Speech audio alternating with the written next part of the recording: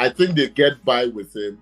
He brings a calmness, a know-how. I get it, but I would say, okay, let me put it in percentage-wise. Yeah, how significant is the absence? I think it just shaves off a few points away from their being favorites to retain their league title.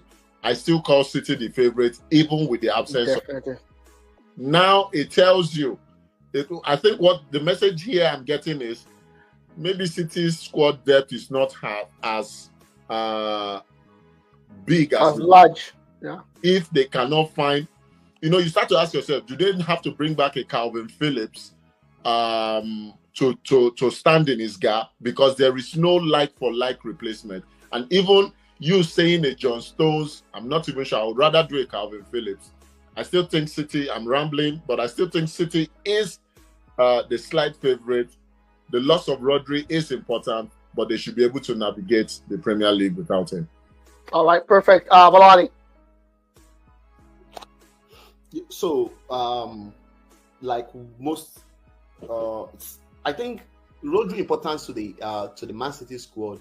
If this injury was probably 2 seasons ago, 3 seasons ago, you might not really say, okay, they could easily, there is a Fernandinho, but I think what Pep, but this time around, why?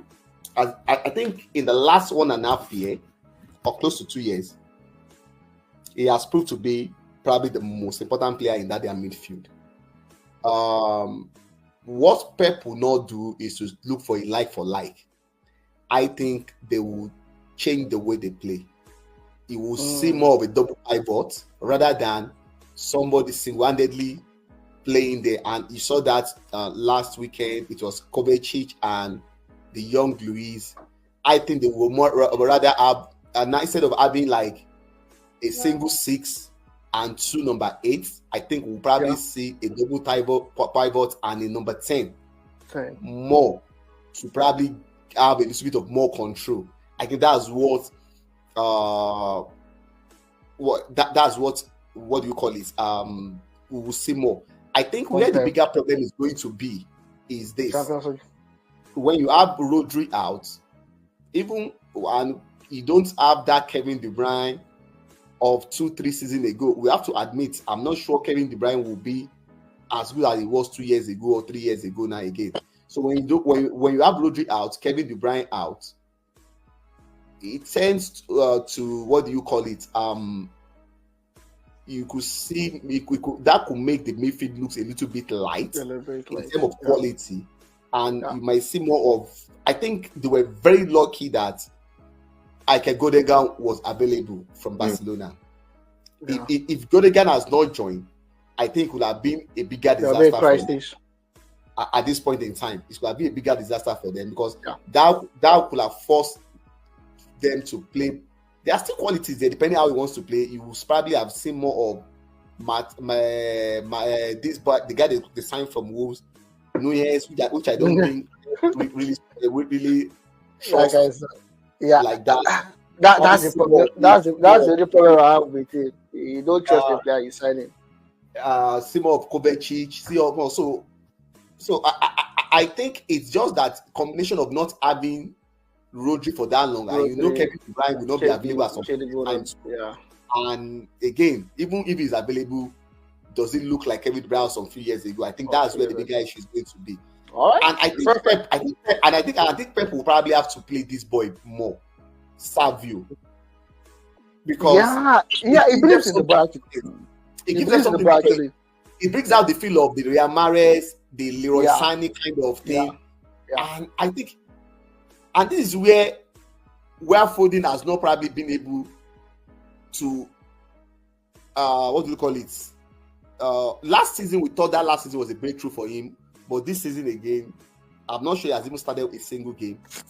Those clack off, and that's the difference. You can see Palmer, as far as Palmer is fit, and it's not like they are arresting him for playing too many games. He's going to play. It's going to start. It's going to start. But sometimes, if you from the performance Savio as the performance he has delivered this season, you feel like this guy should be starting every game. But the next thing you see is on the bench, and that kind of. But I think we probably have to see more of that. For me, at this stage, I think Arsenal last week, even though the game ended in a draw, it felt like a loss to Arsenal, even despite playing as 10 men. That tells you, I think Arsenal won the psychological game last week. Last week, I think they won the psychological game without it. And the worst thing that could have happened was to have drew that Leicester game.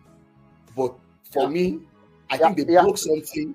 They broke something in that City team. Like, okay, just look at if it was like 3-4 seasons ago or 2 seasons ago. That would have been like 4-5-1. Yeah. City, if you look at that second goal from Gabriel, the way Walker was trying to distract him, marking, and it shows me one thing: we don't have the answer to you. We are just trying to see how we can distract you.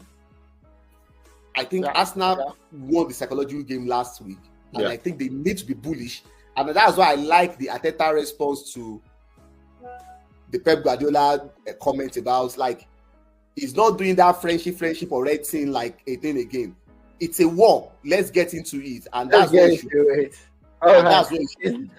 war. Let's get into it. We'll move straight to the Arsenal game that is showing on your screen right now.